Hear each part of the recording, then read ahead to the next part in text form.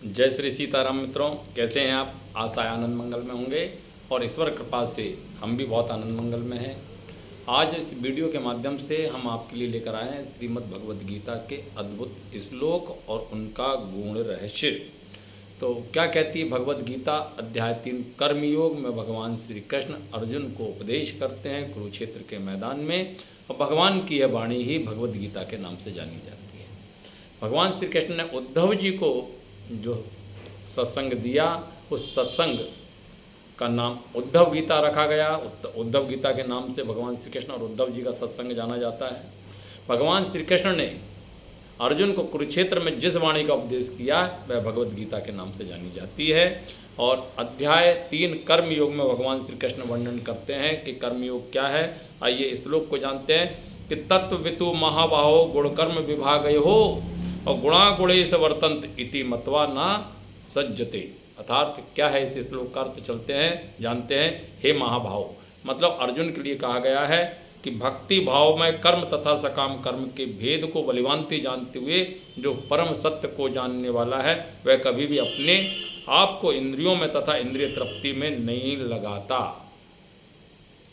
भगवत प्राप्ति के लिए सबसे पहले संसार सुख को ही त्यागने की बात भगवान श्री कृष्ण कहते हैं कि सकाम भाव और निष्काम भाव।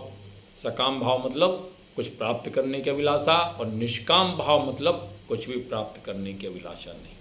केवल भगवत कृपा, और भगवत कृपा प्राप्त करने के लिए मनुष्य को अपनी इंद्रियों को अपने बस में रखना चाहिए। उसके अपने कर्म इंद्रिय तृप्ति के लिए नहीं होना चाहिए। श्री कृष्ण भावना भावित होकर, श्री कृष्ण भावना अमृत होकर के कार्य करना चाहिए। इस संदर्भ में हमारे ज्ञानी जन क्या और गूढ़ रहस्य बताते हैं, चलिए उनको भी पढ़ते हैं और उनके माध्यम से उनके अर्थ को आपको बताते हैं। ज्ञानी महात्मा जन कहते हैं कि परम सत्य को जानने वाला, परम सत्य कौन है? परमात्मा। तो परम सत्य को जानने वाला भौतिक संगति में अपनी विषम स्थिति को जानता है। वह जानता है कि भगवान कृष्ण का अंश है। हर मनुष्य जानता है कि हम परमात्मा के अंश हैं और उसका स्थान इस भौतिक सृष्टि में नहीं होना चाहिए।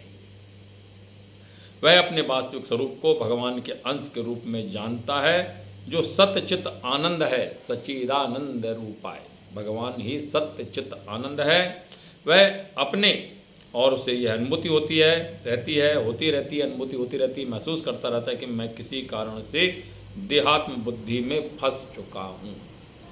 देहात्म बुद्धि मतलब हमें केवल अपने देह का भान होना, संसार का भान होना, संसार के विषयों में फंसे रहना को ही देहात्म बुद्धि कहा गया है। अपने अस्तित्व की शुद्ध अवस्था में से सारे कार्य भगवान कृष्ण की सेवा में नियोजित करने चाहिए। अर्थात हम अपने जीवन में जो भी कर्म करें, हमें अपने समस्त कर्म भगवान श्री कृष्ण के लिए ही करना चाहिए। फलतः वह अपने आप को कृष्ण भावनामृत के कार्यों में लगाता है और भौतिक इंद्रियों के कार्यों के प्रति स्वभावतः अनासक्त हो जाता है।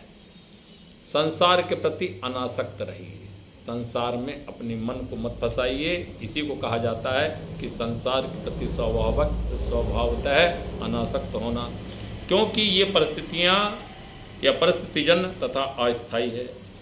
भगवान का वह भक्त जानता है कि उसके जीवन की भौतिक दशा भगवान के नियंत्रण में है। हम सब जानते हैं कि हमारा जो नियंत्रण है परमात्मा ही करते हैं। फलतः वह सभी प्रकार के भौतिक बंधनों में से विचलित नहीं होता, क्योंकि वह इन्हें भगवत कृपा मानता है।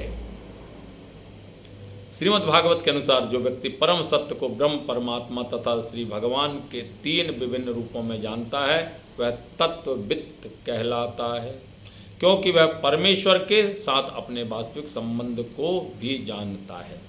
भगवान यहाँ पर एक बात कहना चाहते हैं अर्जुन से।